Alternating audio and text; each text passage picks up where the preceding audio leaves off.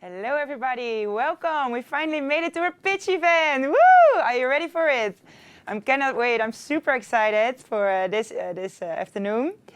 So I really want to take you back to where it all started this year. So we worked really hard to put up a nice program together with our amazing team of the Hackathon. And then last Friday we did the countdown together with our mayor, who is a big supporter of the Hackathon for Good event. So I want to take you back for real quick. So enjoy the countdown together.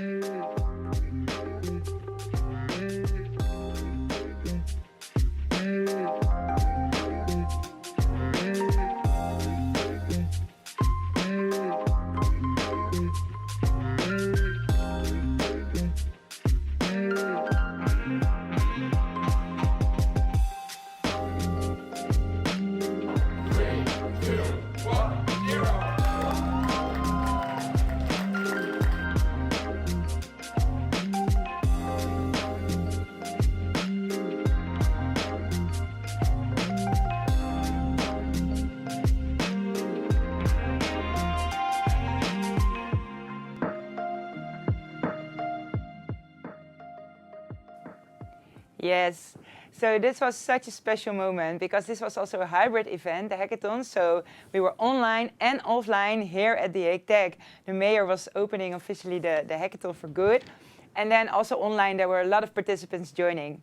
So after that moment, the hacking actually started.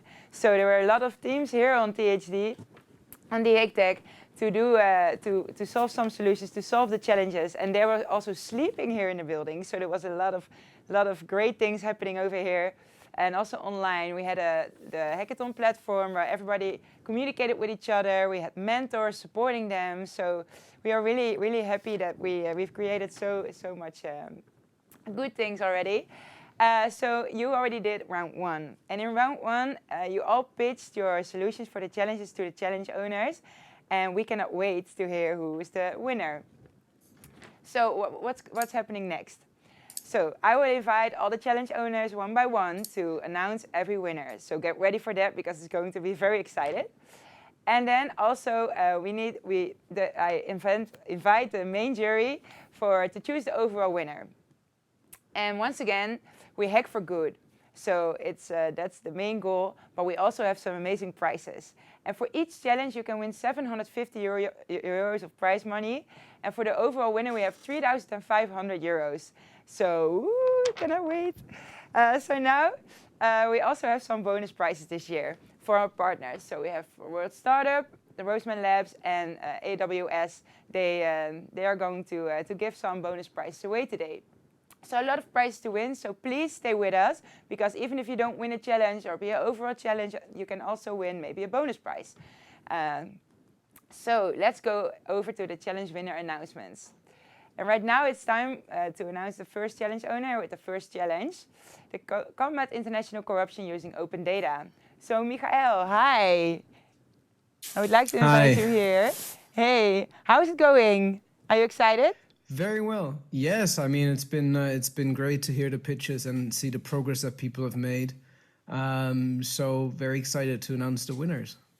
Yeah, let's bring it on then.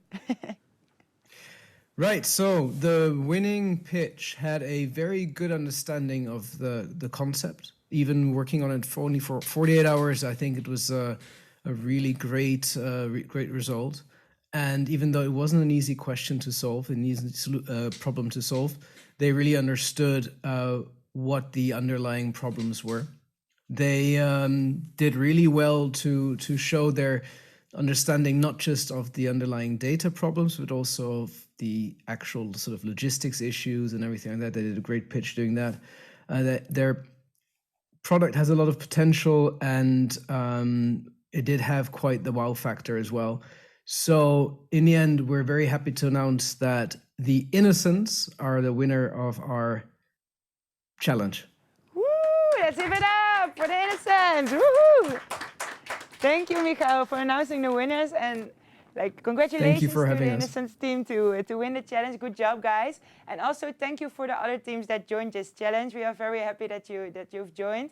And stay tuned because together with also the challenge owner, you can keep in touch with them and see if you can work together in the future also. And please stay also in the call because we also have some bonus prizes to announce later on. So great, thank you so much. We're going to the next challenge. Assess the impact of governmental policies. So Ramon, welcome back. Yes, Good to thank have you. you. Thank you so much. Great. How was it for you? How did they do it in round one? Very good, very good. So first of all, I would like to thank all the teams for accepting the challenge and finding a suitable solution for the assess the impact of governmental policies before they get introduced. Thank you so much. We had great pitches with a diversity of directions, which made it quite a tough task to appoint a winner. The jury had found that a combination of all solutions could lead to the most suitable solution for the challenge as presented. So we conducted some heated discussion, which we narrowed down to the central question: which individual team has provided the direction that is closest to the assignment? Well, this did not make the task less complicated, though, but it did lead to a winner. So without further ado, I would like to pronounce the winner for the Hague 5 Challenge: Assess the Impact of Governmental Policies Before They Get Introduced, the North Sea Sharks. North Sea Sharks! Give it up for the North Sea Sharks! Woo!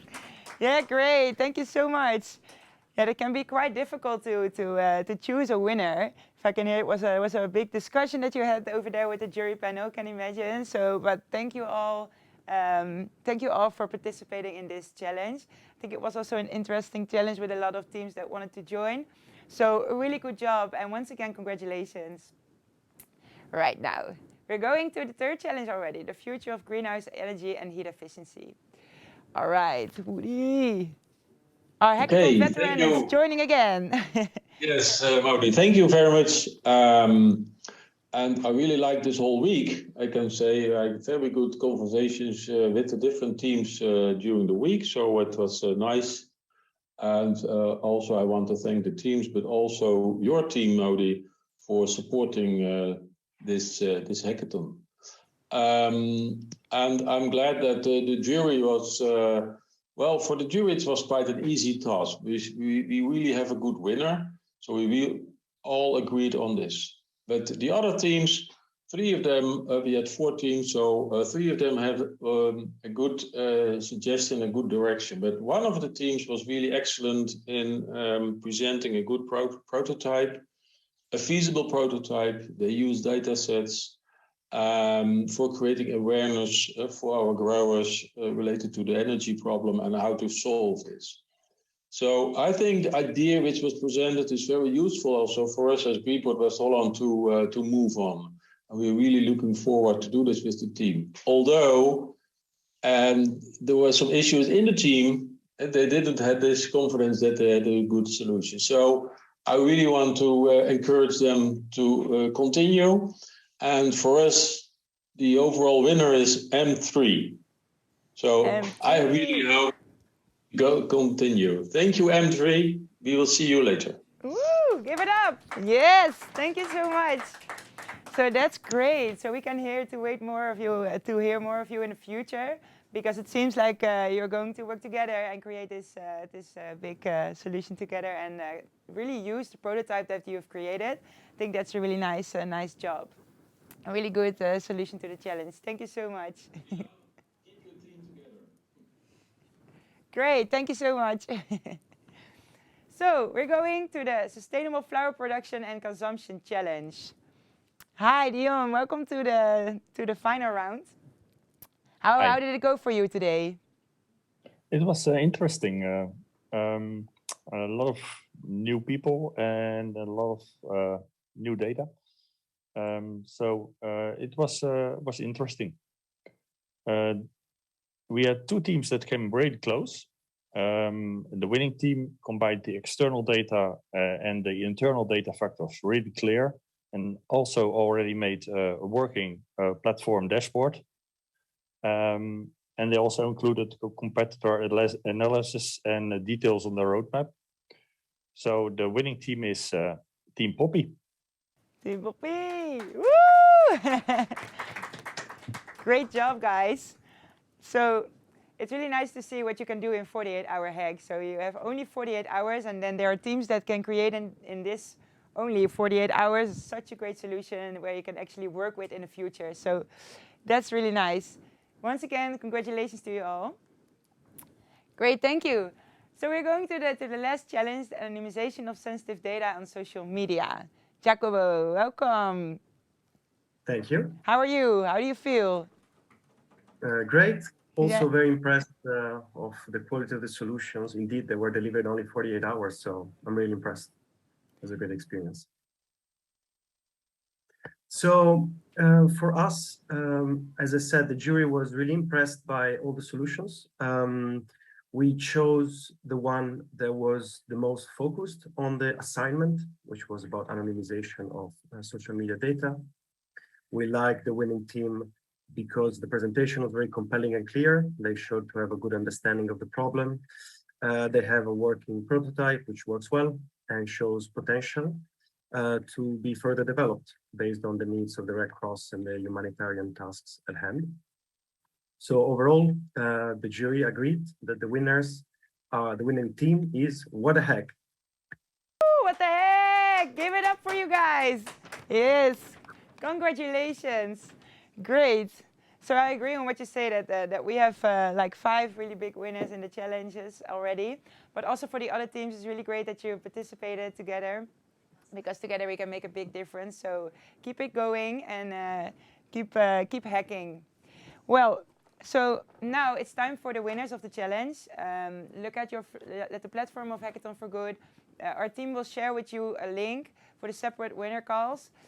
So please go there. Please go to the Hackathon platform, go to Flow, check the link and join the separate call for the winners. Because there we'll be going to the main jury. So do that and then we continue further. So now we are already announced like 5 winners of the challenges. We each have won like already 750 euros. And we also have an overall winner. And it's a really difficult task, but we leave it in the hands of an amazing main jury, which I will introduce to you right now. So they are already here with me in the studio. And yeah, I would like to start with, this is our main jury. So it consists of four amazing jury members. And I will start with our chairwoman this year, Jill. Welcome, Jill. Hi. Great. How are you? Good. Can you please tell us something about yourself? You already participated last year as a main jury member. This is my And the third year before, Yeah, so I'm really 3 in a excited. row. Yeah, thank you. So, Oh. you're on the microphone. Yes, of course. Can you hear me? Yeah. Okay. Hi, everybody. I'm Jill Wilkinson. I'm the managing director of the Hague Humanity Hub. I'm doing this for the 3rd time, as we just said. I'm really excited about seeing what the solutions are coming up. What I'm going to be looking for very particularly in this are the impact. So what is the contribution to a better world, or the SDGs, as you might say it. And I'll be looking at feasibility and clarity of the financial model. Okay? Okay, thank you. Thank you so much. And we're going to our second jury member, Isabel. Welcome to the studio. Welcome. Thank you. It's your first year joining Yes, as a it's main my jury. first year here. And how is it going until now? Yeah, great. How do you great. feel? Yeah, really, really good sphere. Yeah, Okay, really nice to be here, guys, with all of you. Nice. Can you tell about something myself. more about Yes. yourself? Yeah. Yeah, I'm Isabel Barbera. I'm a privacy engineer and a responsible AI consultant. That's right. I work for different private and public organizations. And yeah, what I'm gonna try to, I hope to see from all of you today, hackers, is to see that you have in mind to build a solution with the responsibility in mind, thinking in the impact for individual and society. Thank you. And Thank a lot you. of good luck. Thank you so much. So let's give it up for our third jury member, Bram. Welcome. It's also your first year joining. How do you feel until now? I feel great. Yeah? Yeah, I feel welcome. Yeah. Yeah, I'm excited to see all outcomes of the challenges. Definitely. Yeah. And can you tell us something more about yourself? and Yes, where- my name is Bram de Bruin. I'm director of Beyond Products. It's a product marketing agency, and we help companies in tech to develop and launch new products and services. And today I will look at the concept itself, of course, but also the technical feasibility. Yeah, when we see the outcomes. Great. Thank you. Hi, Joris. Now we're going to our fourth jury member, main jury, also for the second year, I think, already. Yes. So welcome, Joris. Thank you. And can you tell us also more about you? Yes. Thank you. Thank you for having me. Second time. I was here on Friday. Lots of energy at the beginning. I hope the energy is still high, but I get the feeling the atmosphere is great. So we're curious about the content. My name is Joris de Bruyne. I'm director of the Security Delta. It's a Dutch ecosystem of businesses, knowledge institutes, and government agencies dealing, collaborating, and innovating all in the world of digital security.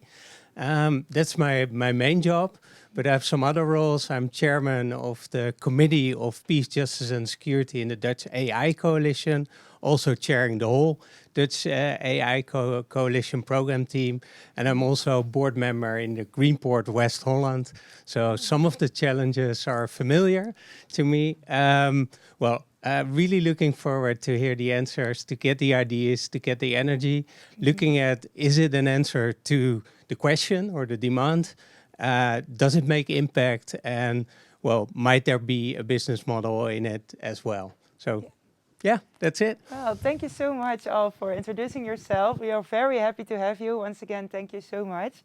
I think we have an amazing main jury panel this year with so many knowledge, and they are going to look at this criteria.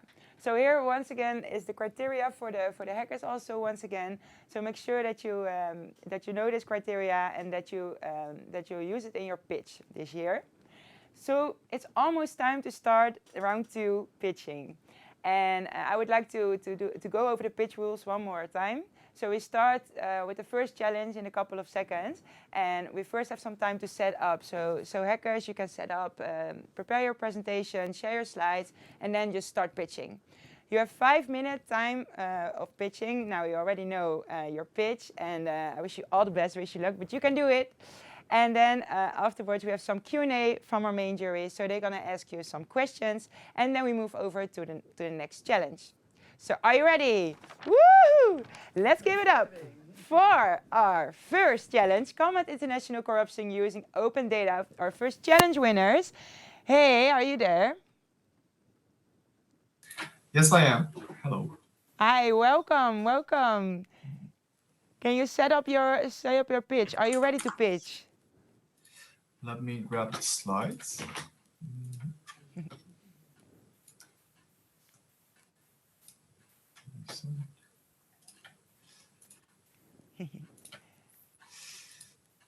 Yes, it's working.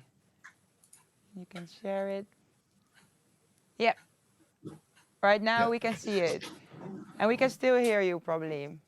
Can you talk? Yeah? Yeah, Test, great. 1, 2, 3. Yeah, okay, great. So are you ready for the pitch? You Yeah, have 5 minutes. So I'm counting down from 3 to 1. And then the stage is yours. You ready? In 3, 2, 1, go! Well, hello, everybody. We are the team The Innocents, and we were focusing on combating international corruption using open data. This is the team. Initially, we did some research. We saw that there were many open data initiatives, but there was no clear overview of available data sources. They were all scattered around the internet, and there was no general place where everything came together. Furthermore, we saw that every company and every instance was using their own separate ontology. So then again, you see that it's really difficult for the different companies to communicate clearly about the content that they have. Furthermore, we saw that many people are actually involved, like journalists, normal citizens looking on the internet, but there's no way for them to all work together or know who is doing what.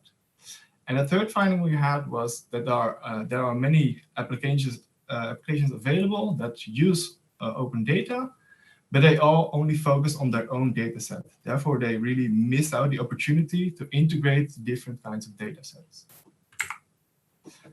So we had 4 main considerations. The first one was the overview. We want to create one big list where all of the open source data sources are listed. And we thought that we could use AWS's registry for that.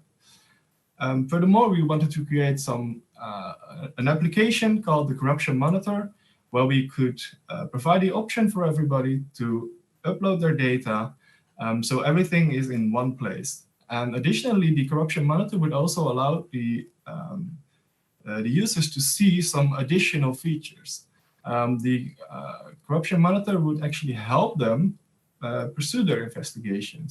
So instead of having an investigator do all of the research himself, you want to have a smart system behind the corruption monitor that's actually helping him making proper suggestions in what way he or she should look. And the last step would be to increase the collaboration between different users. Now our solution, this is like a mock-up for the homepage, but I'm first going to talk you through how we did it behind the scenes. So what we really would like to focus on is combining different data sources. Because everybody is using their own standard, we want to make sure that our system is able to combine all of the different standards into one unified database. And the second thing I wanted to mention here is none of us had worked with AWS before, so we saw this as an opportunity to test out all of the toolings that AWS provided.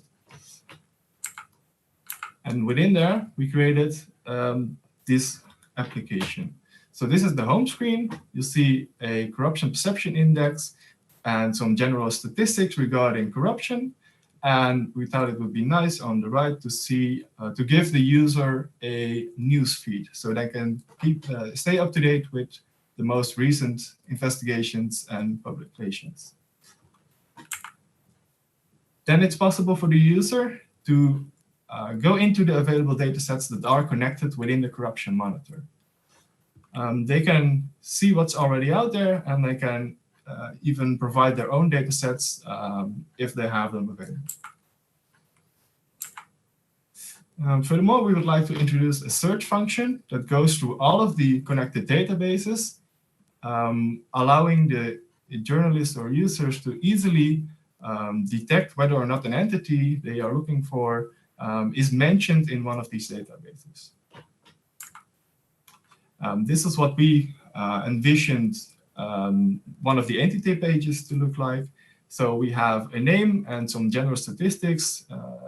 And on the right, we see like a network. How are they connected to other entities within our databases? And these entities could be other human beings or companies or laws that are being made. You can think of anything, but it should be visualized within the connection network. We would like to provide some bookmark features so people can store their findings easily, so they can get there with a simple click of a button. And we would like to add a notification system. Instead of the journalist searching for them themselves, they can get notified by the system.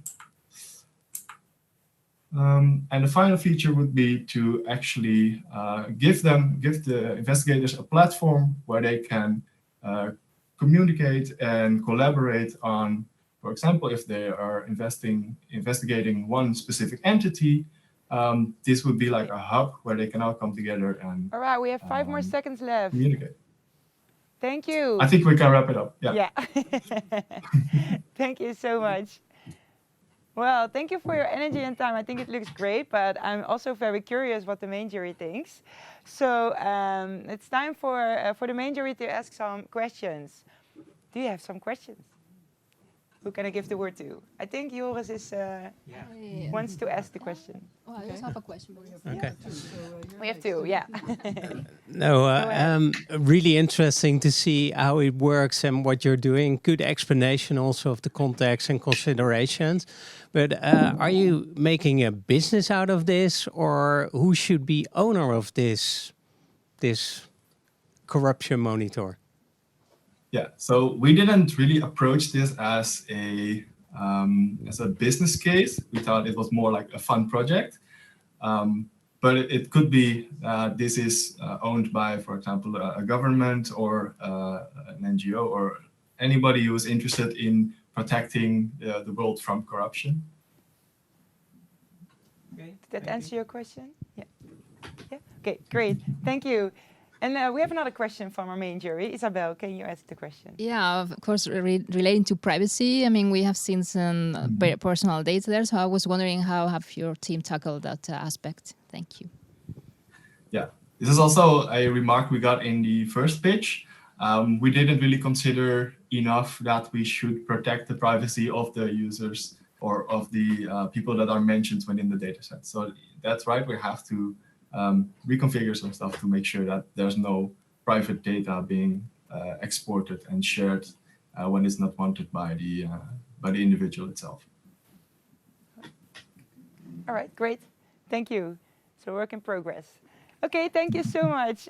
Thank you for your time. Woo! Big applause. Yay! Great job pitching. Good job. Thank you. So that was a good start, I think. So let's move over to the second challenge. Assess the impact of governmental policies. Challenge winner number 2. Woo! Give it up for him. Yay! I see some support. I see some support behind you. That's a great thing. So are you ready to pitch? Yes, we definitely are. Okay, great. Start sharing first.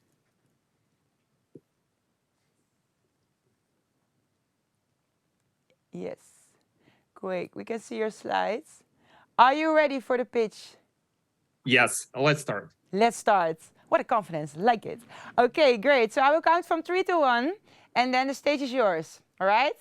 There we go. 3, 2, 1, go. Here we go. So let's start from a problem statement, just a refresher for a new group of jury. We focus on the problem from municipality to reach out, or even better say, engage with entrepreneurs in order to collaborate around policy submission so that we have more timely policies coming, more impactful, data-driven, and transparent. When we to understand our solution, we suggest everyone to mentally move to a city where policies are written based on such aspects as trust, transparency, collaboration, early releases, fast feedback, where we use all of the knowledge collected from the domain knowledge about our local businesses, knowledge about our business sectors within the country, and not limited by that, where system can not only provide this knowledge, but keep learning while gathering information from, of course, most reliable administrative resources, but not limited to that. We go beyond that, and we can fetch some data from social channels, even public, if that's allowed by law. Also, we envision that the system can be empowered by advanced digital systems and techniques in order to understand all of the data we scrap from all of these sources, to structure it, to come with a certain data pieces which can be used to empower certain user journeys within the system. And with that, let me show you a little bit of demo on what we've came to in 48 hours. So please enjoy.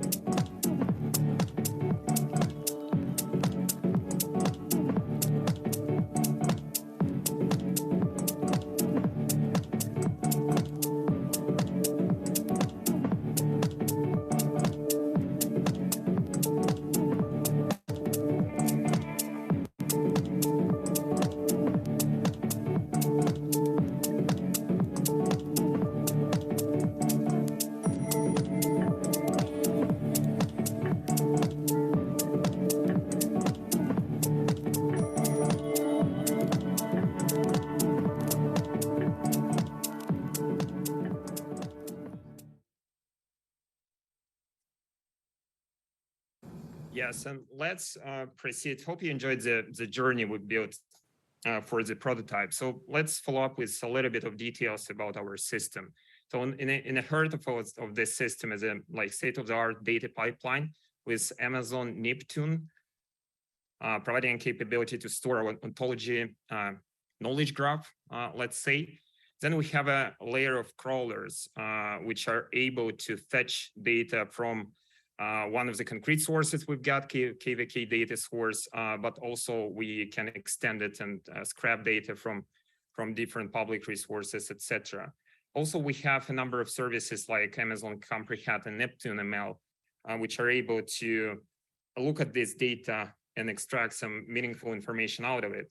And on the left top corner, we have some consumer kind of layer, which is represented here by GitHub bot, integrated with GitHub, which our first iteration of collaboration platform, which allows policy creator to submit a policy, get immediate feedback, and find a proper forum to collaborate with around the policy submission.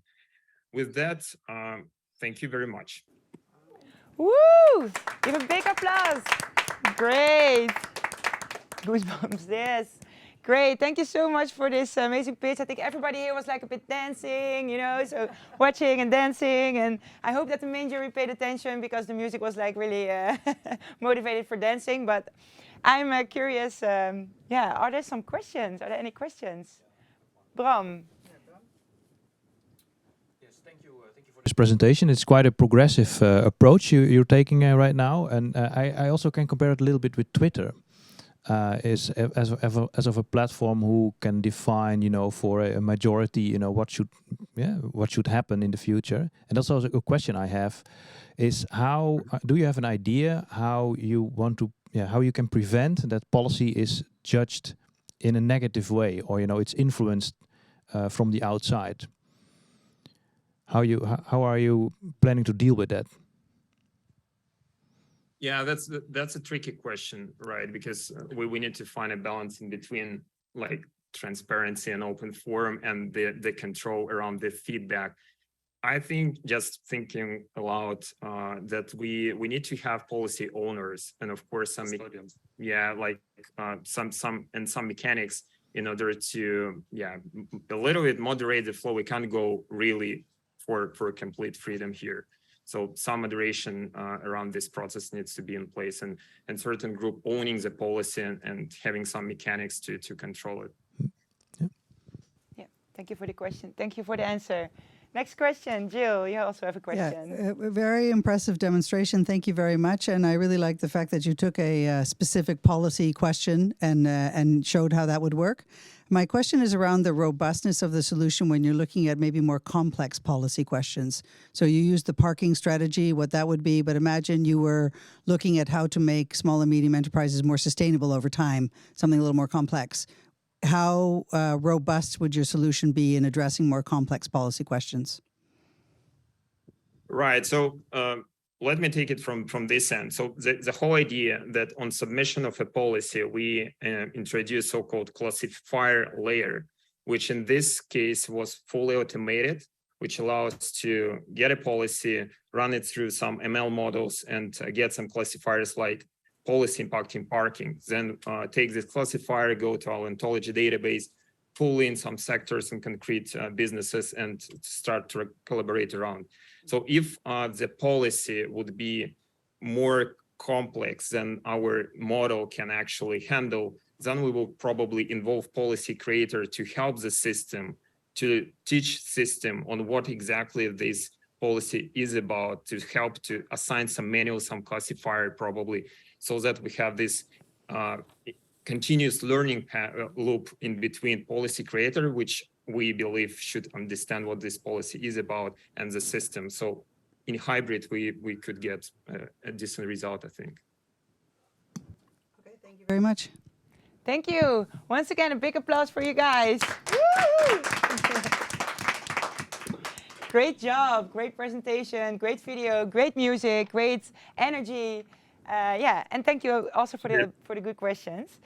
Well, I think it's time for the third challenge already.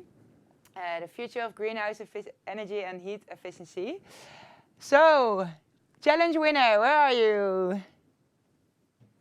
I think it's my turn or not? Yes, hello, welcome. Hi. Hi. Yes. Welcome to the Great. round 2. Great to be there. Sorry. Good to see you. Welcome to round Yeah. 2. Are you ready for the pitch? Thanks a lot. I'm sorry. Are you ready for the pitch? Yep. Can you share your screen, your slides with us?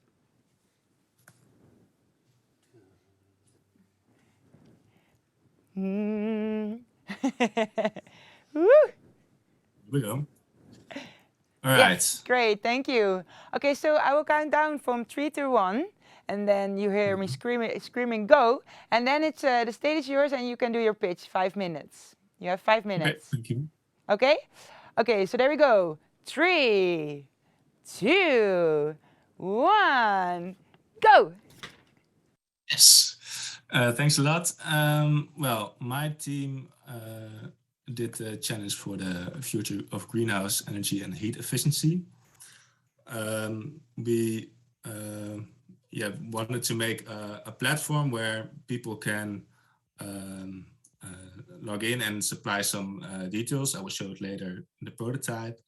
And then we would do some calculation where we see how much you can grow and what's the optimal infrastructure to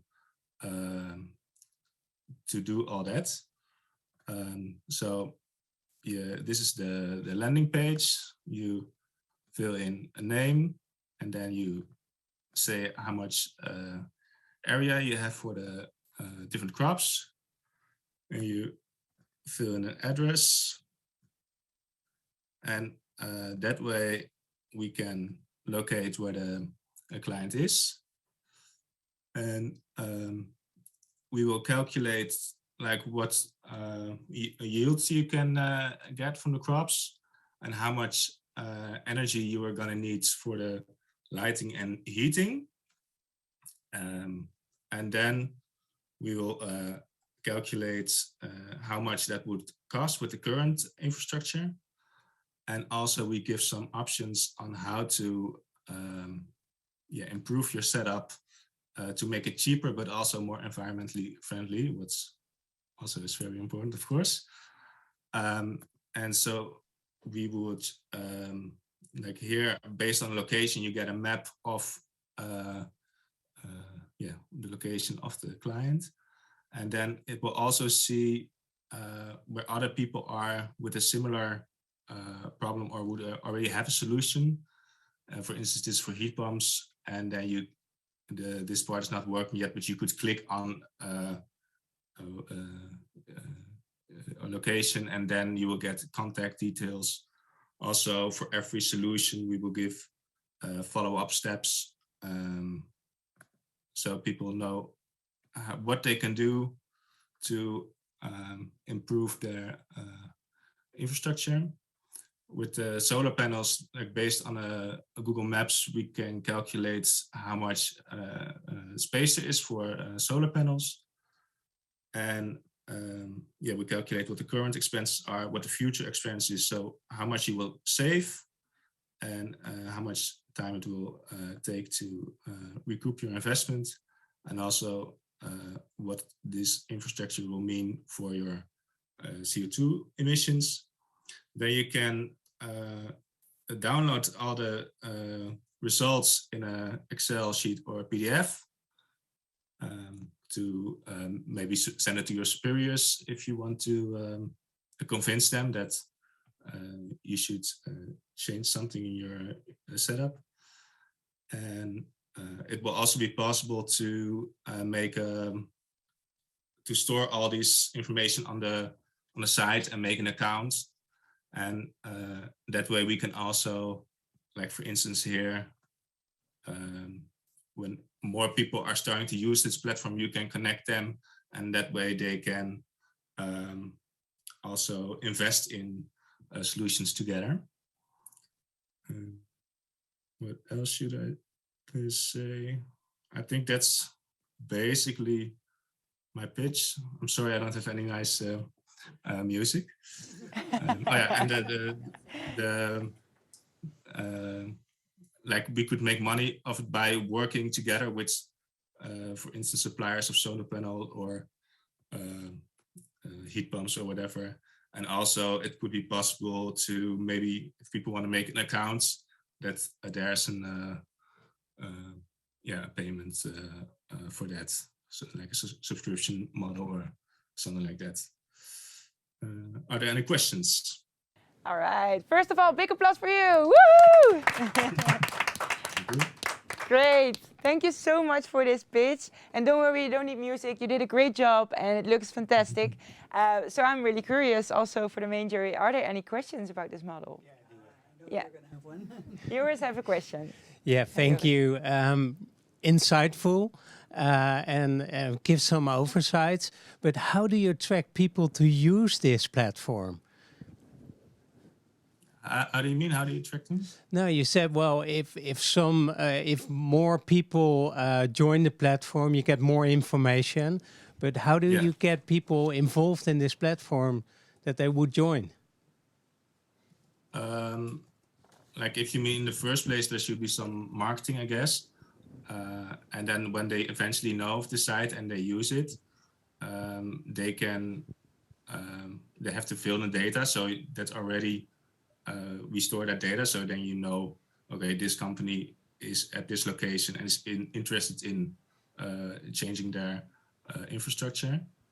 And also they can actually make an account, and that way they're really trackable.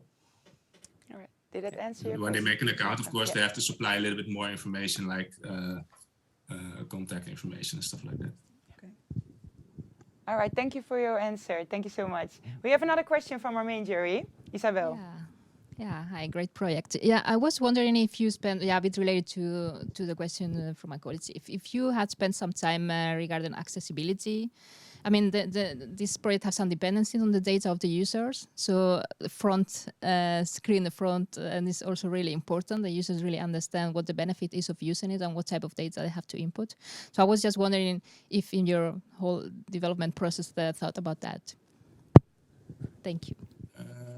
I don't really understand the question, because like the data they have to give is the address, and then most of the calculations is based on data like from Warmtenet to make the calculations and the advice. But taking in account the kind of users and the kind of knowledge that they might have of the technology, was more the question regarding user-friendly of the technology, accessibility, how easy it is for the user to really go to the main screen and really understand what it does and what the benefits are of inputting the data there. Just to know if your team thought about that, to make the screen really clear, that you really know what it's happening when you, because users need to use it, to be happy using it and understand what it does. Yeah, like at this space here, there's more place to give more information if that's missing now, so we could improve on that. And then as soon as you have the data, then everywhere there are next steps to be taken. And also like if we know of somebody who's over here who has an interesting project, they would be on screen here, you could click it and then you get in touch with each other. And of course, when you sign up with an account, you can say like how much, if you want to be found in the platform, or if you want to stay anonymous. Thank you. Thank you. Thank you for the questions. Thank you for the answer. Okay, once again, a big applause for you guys. Woo! All right. So good luck, main jury. We already had 3 amazing pitches. So I think it will be a difficult task for you to choose an overall winner.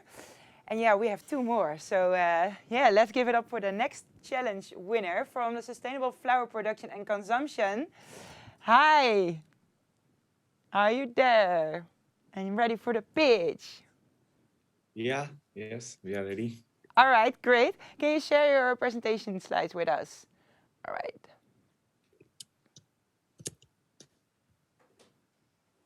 Yes. Can you see my screen? There it is. Yeah, we see some amazing flowers and sustainable flower production. First slide of your pitch. So are you ready for your pitch? Yes, we are. Yeah, you look ready. Shall I count down from 3 to 1? And then at go, you can go.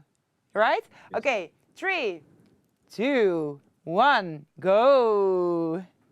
Good afternoon, everyone. We are Team Poppies, and we are here to present our take on the Sustainable Flower Production Challenge. Just before jumping into the content, let me quickly introduce my team. We are Lucy, Azucena, and myself, Kaushik. We are data science trainees at the Eindhoven University of Technology. And for today's presentation, we'll be covering these aspects. Like I'll be giving you a slight hint of the introduction, the challenges faced by the stakeholders, and the solution that we have built, and finally ending up with the business model and the roadmap. First, from the introduction part, now I want you guys to imagine. Just take a seat back, relax yourself. Imagine a moment where you proposed to your partner or you gave your mother a flower on the Mother's Day. The moment when you gave this flower, you could see a slight spark of smile in their faces. And ladies and gentlemen, that smile is the most important thing in the world. But behind that smile, there is a lot of other factors that go unnoticed. Some of those factors and some of those individuals are the farmers and the greenhouse people and the flower business actually who plans and makes these decisions how to reach from the farmer to a user, and also the vendors who are selling these flowers in an auction market. With some of the challenges that these individuals face are, one, how can they make their production active throughout the year? In order to make that, they also need to make effective decisions. How can they make these effective decisions without jeopardizing short and long-term commitments? In order to make these decisions, they also need transparent information flow. They need to understand how they make these decisions or how their decisions are going to affect the environment, and also make sure that they are maintaining the sustainable practices. With all these challenges in mind, our team has been working for the last 48 hours in the solution. So we came up with an initial data architecture, like how we are going to approach this problem. Firstly, the data architecture starts with collecting third-party reliable data sets like the weather, inflation, energy prices, etc. Once we have all these data sets, we bring all of these data sets into a database, like a centralized database called the AWS S3.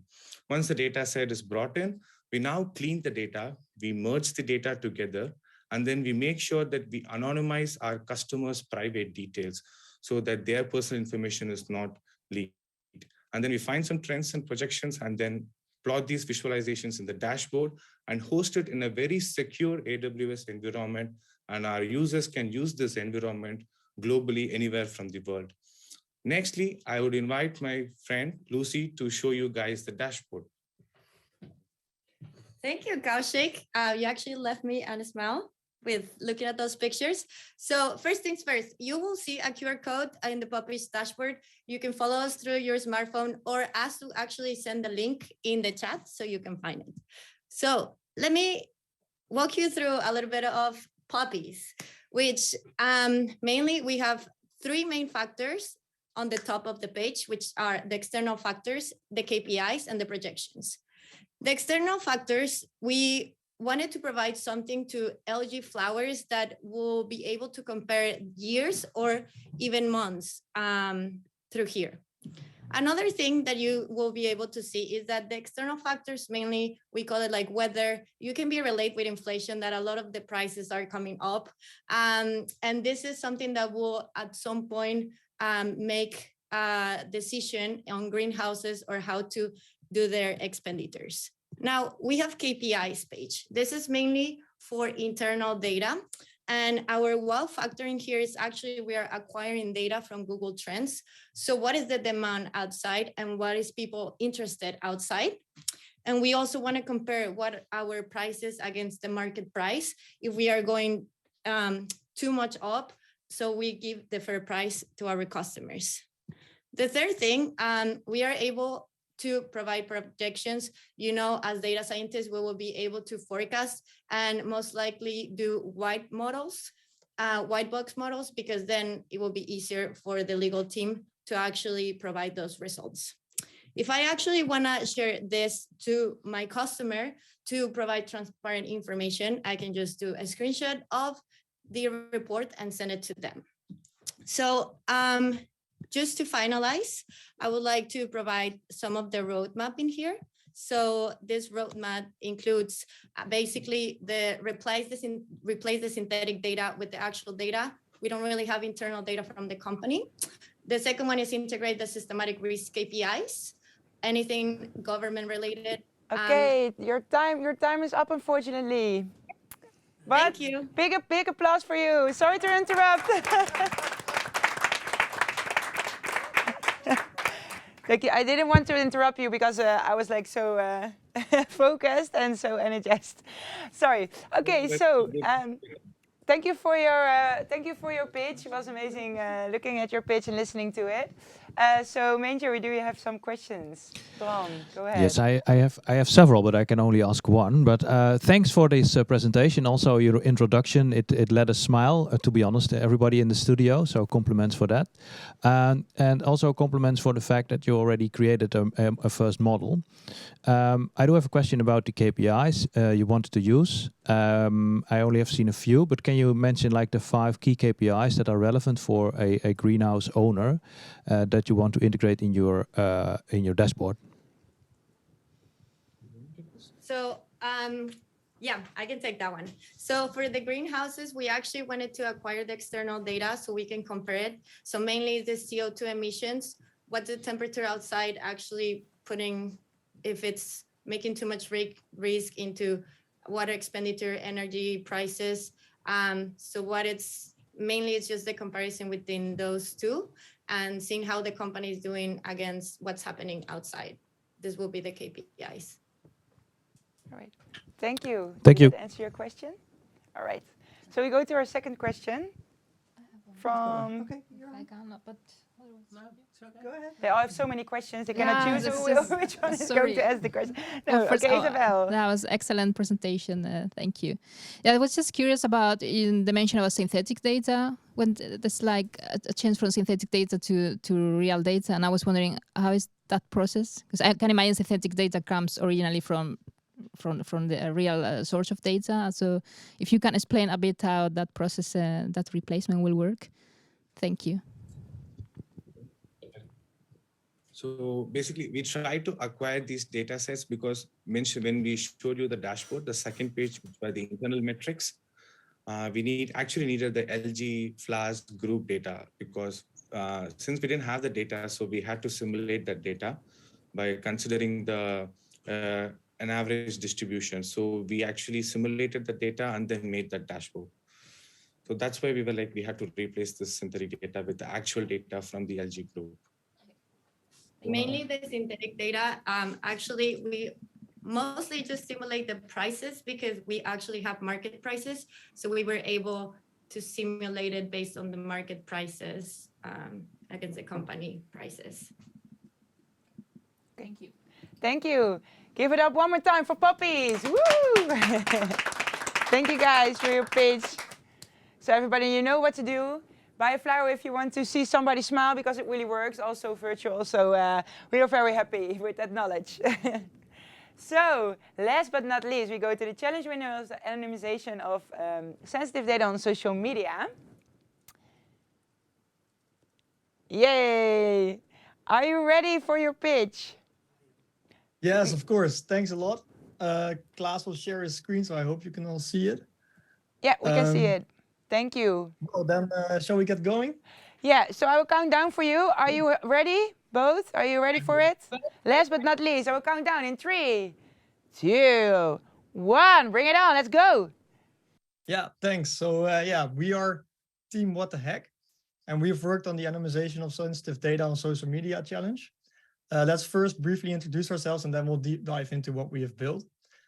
So we are Klaas and Justin. Klaas is an iOS developer at Apple. He is our tech guy, and I bring in the legal perspective. I'm working at Deloitte currently, but I have a legal background. And we really wanted to use our skills to contribute to ensuring the anonymity of vulnerable people. We have read the news on Ukraine and seen the problems that are arising from this. And we really want to enable relief workers to provide the right help where people need it. and avoid exposing displaced people with our skills. So yeah, this is basically how we'll take you through our journey. So to get going straight away, the end user's problem that we identified and made more concrete is basically the following. So we all know that there's a huge refugee exodus coming from Ukraine into Europe. And on the left, you can basically see the exact manifestation of this challenge that we are dealing with. Because we see that social media is being used by displaced people fleeing from the war, and they are giving up quite a lot of personally identifiable information.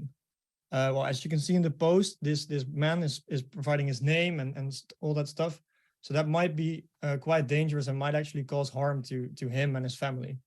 So the context of sort of this challenge and to show how this is a real problem right now is also well undescribed by the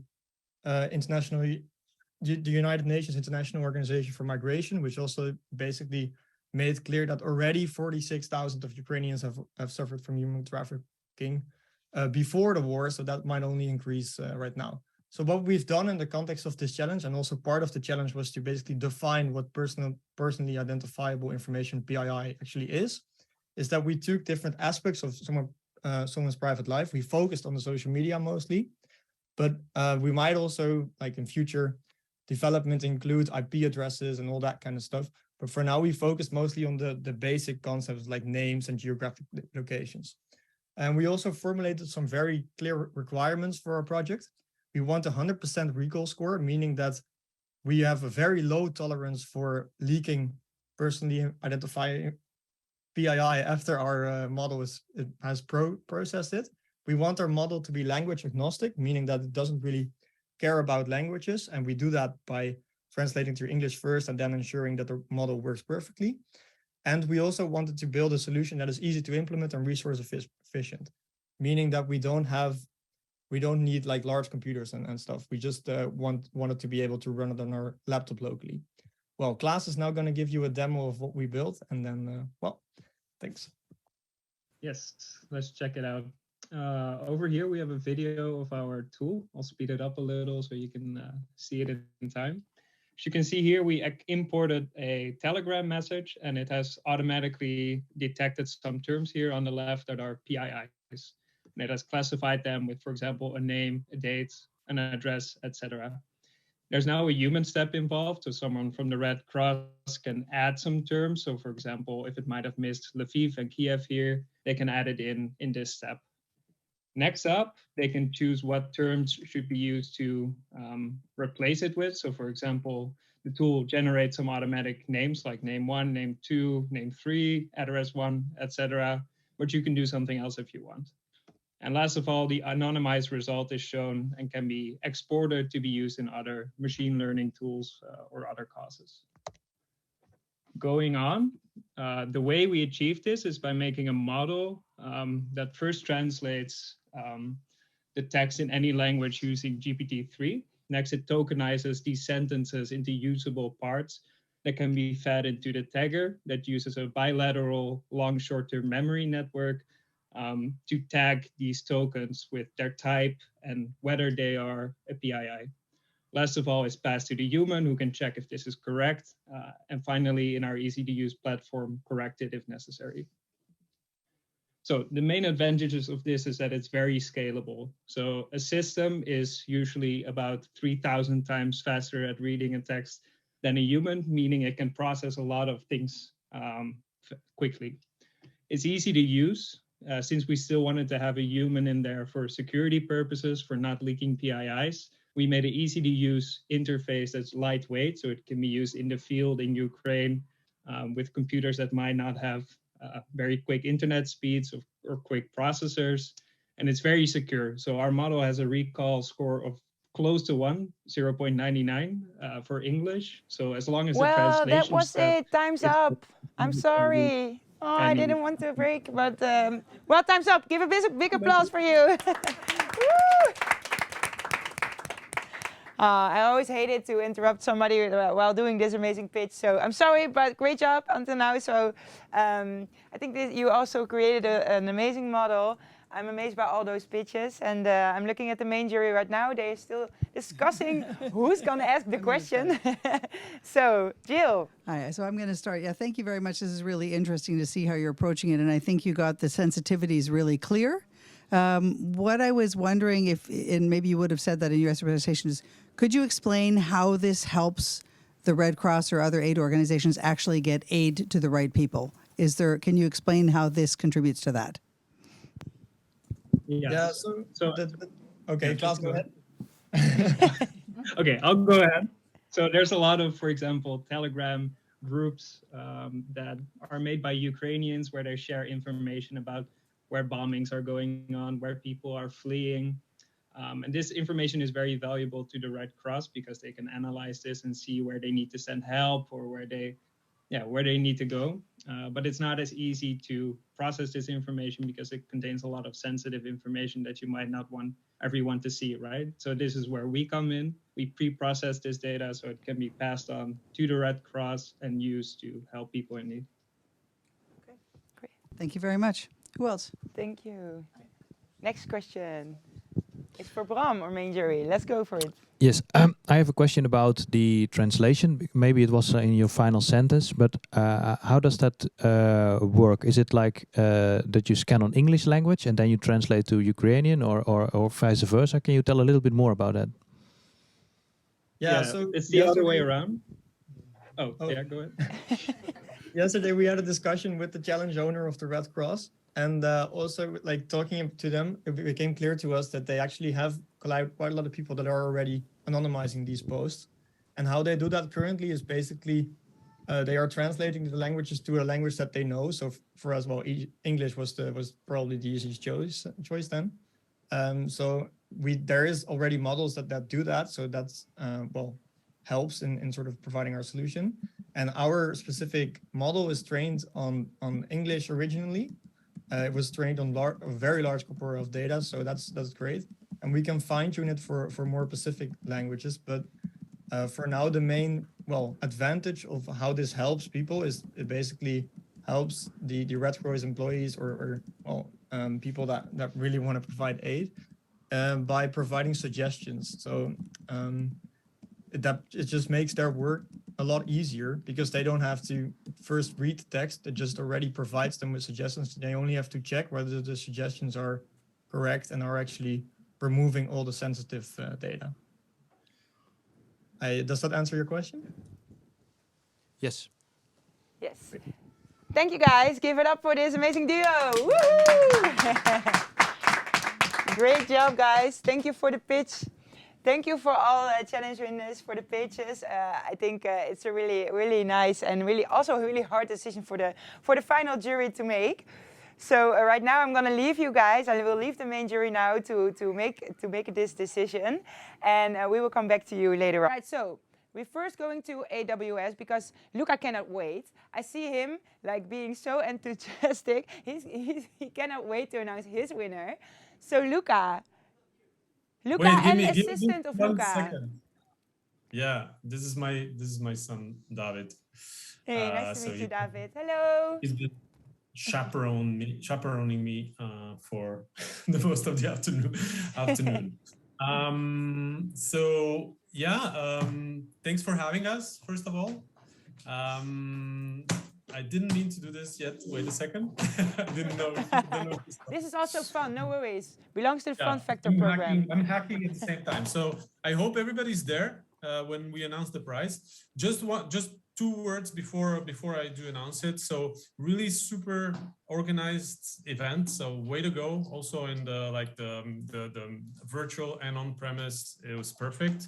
We were happy to be there. Next year, I'm gonna do my best to be there. Second of all, we were happy that more than half of the teams used AWS credits for this hackathon, so really nice. And we're also happy that some of the teams decided to reach out to us proactively or reactively and speak to us. There were my colleagues there, so Laura is also in the call, and John, and we were communicating with us, and we were trying to help the teams build their solutions in AWS. So really privileged about that. And last but not least, There were a lot of really good pitches today, so really happy seeing a lot of different challenge winners using AWS services. Actually, 4 out of 4 used AWS to host their service, so yay, way to go. However, we decided for a winner that was not in the final round, surprisingly, and the winner for us are the Snapchatters. This is the other way around, so, but it's Snapchatters. So from the anonymization challenge. So way to go, Snapchatters. Why did we choose you? You had a very good, awesome solution using AWS. I hope everybody can still see and hear me. Yes, we can. Yeah, and then we had a very good exchange. We had a very, very good exchange with the team. And we really were able to deep dive with them with some of the problems and the solutions. So that was the reason we chose them. And I think the solution is also quite good. I think it was a close call in the challenge as well to reach the finals. So voila, that's why we chose them. So thanks a lot. I invite the team to reach out to me. And we need to exchange emails so we can figure out how to send the prizes. The prize is an Echo Dot from Amazon. So voilà. Woo! Let's give it up for the Snapchatters! Yay! Woo-hoo-hoo! Thank you so much, Luca, and thank you so much, assistant of Luca. You are amazing help. Thank you. Woohoo! Great. So I'm very curious how it is with the audience at THD. How are you over there? Are you still happy, still energized? Are you having a lot of fun? Please raise your hands and wave at us. Woo! Yeah. Okay, can you give me a bit more energy? Give it up. Hands in the air. Wave. Woo! Okay. Oh yeah. Okay. So now one more assignment. Can you maybe jump around? 3, 2, 1. Jump around. Jump around. Yes, yes, do some jumping jacks, jump around. Feel the energy is really high over here. Yes, okay, great. Okay, so I'm really happy to see you guys over here at THD. It's really weird talking to you over there because I'm sitting here and you're like 50 meters further, but we will see you at the celebration. So thanks for jumping around, thanks for energy. So I have also a lot of energy and I'm here with Freya. So hey. Once again, welcome. So it's now time to announce the second bonus prize winner of Roseman Labs. So Freya, can you tell us more about who is the winner of this year? Yes, and first of all, I want to thank all the participants who have attended our onboarding session and learn more about the privacy technology, and all the teams that explored the features of how to work with the data in a way that you do not disclose any sensitive underlying data. We want to give the prize to the team that got most far in deploying the software with writing scripts. And this team was actually not in the finals, but we want to give them a big shout out. It's the lawyers, and they worked on the anti-corruption challenge. Congratulations. Woo! Give it up for the lawyers. You did a great job. Thank you, Freya, for announcing the bonus prize winner. Oh, we have so many prizes today. Oh, I can't. It's a priceless Sunday. Okay, so thank you once again. And then we're going to move on to our third bonus prize. But before we do that, I'll take another look at our audience at THD. I'm going back to you guys because you did such a good job with jumping. Maybe we can practice a wave. So we start at the left side of the audience and we're gonna do like woo, okay? So if I count down, we start at the left and you make this nice arm movement. Yes, can you do that? Okay, we start over there. I'm going to, from 3 to 1, 3, 2, 1, wave. Da-da-dun. Okay, so I will start now, and then you guys follow. Okay, yes? I will go in 3, 2, 1. Woo! Pick it up. Yay! We have a hackathon. hackathon wave over here. It's the first hackathon wave in ages, I think. So the 5th edition, this is a special move. So if something great happens, we will do that also when we announce the overall winner. We can make the wave as an applause for the overall winner. So thank you guys. I'm really happy that you are so enthusiastic and so much energy is still in the building after 48 hours hack. So thank you. I think we are almost there to announce the 3rd bonus prize winner. And now I think I'm ready. Oh, yeah, I feel it. Are we ready for the 3rd winner of the bonus prize of World Startup? Is Alexia in the building? Hey, Alexia, are you there? We cannot wait any longer. So I really have to know who is the 3rd bonus prize winner of World Startup's bonus prize. Starting with A, L, E, X, E. Hey, Alexia, give it up. Do another wave. Hello. Woo! Yes, there she is. Hey, Alexia. Finally working. How are you? I'm good. Excuse the technical difficulties. My laptop was hijacking the meeting, but I'm here now. No worries. We were having fun with our wave, so no worries. We are very curious about the 3rd bonus prize winner. So can you tell us the winner? Right. So before I announce the winner, I want to say why they were actually the winner. So part of the reason why I chose them, and the main reason actually, is because the idea that they come up with will actually, if they choose to work on it and get the support needed, can actually become a really interesting startup with a big impact, because it's a solution that more than one municipality needs. Actually, it's needed all over the world.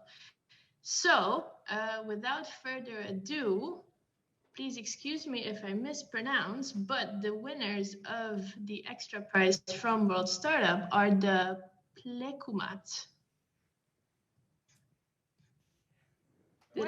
Once again, can you say it once again? Who are the The winners of the Plekumats. Plekumats, give it up for them. Woohoo! 3rd bonus prize winner in the house. Yes, thank you so much. So team, they will, you will probably get in touch with them, and then you can get your bonus prize. So thank you so much. That was our 3rd bonus prize this year. So we're almost ready to announce the overall winner. And the overall winner of this year's hackathon gets a prize of 3,500 euros. Can you imagine what you can do with those amount of money? It was a very difficult task for our main jury. They were discussing. I could feel the heat of the discussion here, and they were only 10 meters away, so there was a lot of heat during this discussion. And right now they are entering the studio here with me, and I can see to their face that they're really enthusiastic, and they cannot wait to tell you who is the overall winner of the Hackathon for Good edition 5. So they have this big check with them. So this check is like this, and it also costs 3,500 euros. No joking, but the name of the overall winner is on that check. I cannot see the names, but they will show you in a couple of seconds, I think. So right now, I will give the word to our chairwoman of the main jury, Jill. Hi. Welcome back. Thanks. How did it go? Was it a very difficult decision? It was a really difficult decision. Oh my goodness. Yeah, we were all really impressed with all of the challenge winners. Really, congratulations to all of you. I think it's really incredible the kind of ideas you can come up with in 48 hours. So I learned a lot. Thank you very much, especially about all of the various services and data sources you can use and how you can map them together. Very, very cool. Also, congratulations to all the challenge owners. I hope that you guys will be able to do something with the great ideas and suggestions that you've gotten from these hackathon winners for your challenges. But our discussion was really hard. So let me just put it this way. There were 2 that were let's say, fighting for the top spot. And we really had to have a lot of deliberation about which of these 2 that we would choose. So both super innovative, both incredibly well-told stories. So literally on the wow factor, absolutely fantastic. And both really innovative and solutions that would lead to a better world that we thought, okay, this is fantastic. I mean, it's a hackathon for good. All of the challenges will lead to a better world if they can be solved, of course. But these 2 particularly. And I'm going to tell you which 2 they are and then tell you which the winner is, also to make it a little bit more exciting. Cannot wait. Yeah, so the 2 that we were deliberating on were, and I have to check the names again of the teams, but they were between the North Sea Sharks. Oh, North Sea Sharks, So where you working at? on the impact of government policies, right? And the other one was the poppies on sustainable flower production. Ooh. Yeah, Two of so you. already getting So really excited. excited. Okay, Two finalists. so and the differences that we were comparing was the innovative solution and the responsible use of data. So all of them fantastic solutions, but one of them a little bit more innovative and the other one a little bit more responsible. So how do we go about dealing with this? So I won't hold you in suspense for too much longer. We have chosen the one that we think has the most innovative approach to a very difficult problem to solve and will have the most long-term potential impact if you can get it to the point of implementation. We think there's real chance for that. So let me tell you what it is. Here we go. It is... North Sea Sharks! Woo! Give it up for the North Sea Sharks! Hey! And people at CHT, let's do the wave for them! Wave, 3, 2, 1! Woo! Yes, we practiced that really good. So congratulations, North Sea Sharks. Where are you guys? Can you mute yourself? Or are you screaming too loud and much dancing over there? How are you feeling? Where are you, North Sea Sharks? They're coming this way, I think. Maybe they're coming here. They're not at the North Sea. They are here, actually in the building. Hey! So run over here or swim over here, whatever you like. Our sharks. Our sharkies are coming, probably. I see somebody running. Dancing, running. I don't know what it is. They're coming here. I can feel it. I can feel it coming closer. Yeah.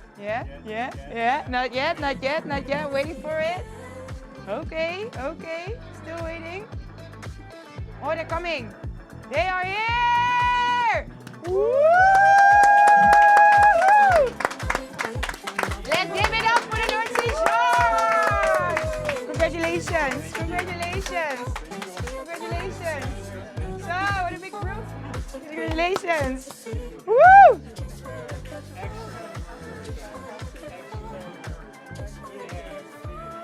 Yes. So can you maybe do like a sound, how you feel in 3, 2, 1? Okay, great. How do you feel? What are your first thoughts? Do you expect to win? We do not expect to win. Mic. We give you a mic. Wait. Okay. Yes. I think we did not we didn't expect to win. That there are other guys, who had really good stories, etc. But we are really great that you selected our solution in the end.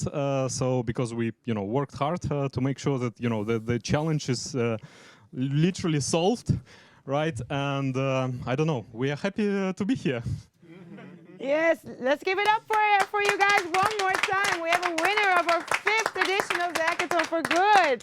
Okay, can you smile at the camera? Oh, yes. Woo! For some more photos. Yeah, which fun. Yes, so your name is already here. I'm very curious what you're going to do with this amount, so let us know. Later on, you don't have to decide yet. You can also drink beers of it, but then don't get too drunk. No. Only for good, yeah. Yeah, only for good, yeah? So thank you for participating in this 5th Hackathon for Good, and we hope to see you next year. Yeah, we are going to. And we also hope to hear from you next year. Also, what you're going to do with your solution and that kind of things. And we have another prize for you because we wear this really nice shirts that everybody wants to have. All year long, everybody's asking to us like, oh, where did you get this nice shirts? I want to have it too. Well, good news for you because you got also one of them. And they're just behind you. So you can take one. Only one? No, you can take 4. And then you have to share. But we need to select the size. Yeah. Okay, we can change it later. Yeah, you can change it later.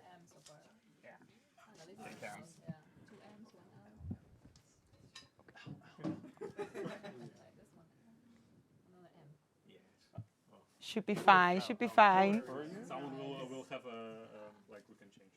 Yeah? So this is your pajama from now on, your normal t-shirt. You're going to wear it every day because you are a winner. So let the world know that you are a winner of the hackathon. Yes. So one more time, big applause for you guys. Thank you so much. All right. So right now, it's, I'm going to sit right here next to you guys. So I feel really small for once.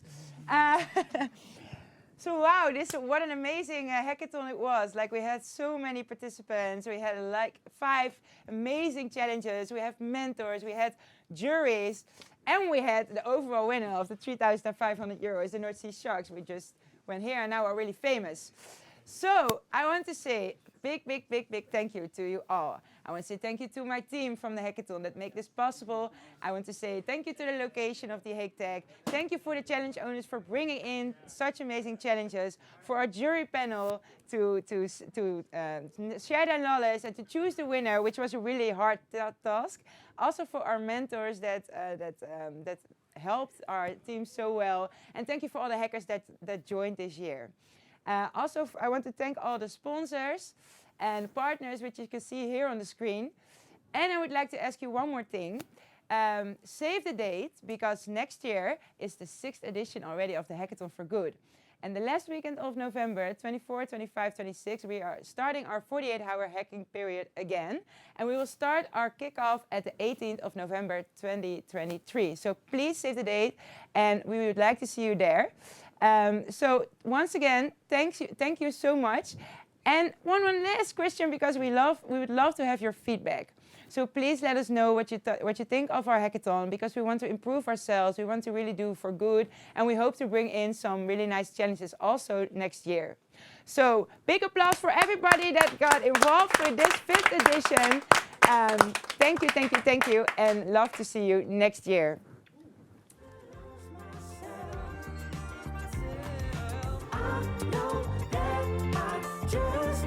Trust you, but you know me like no one else. I don't know how to be around you. I'm just trying to lose myself. I know that I just can't trust you, but you know me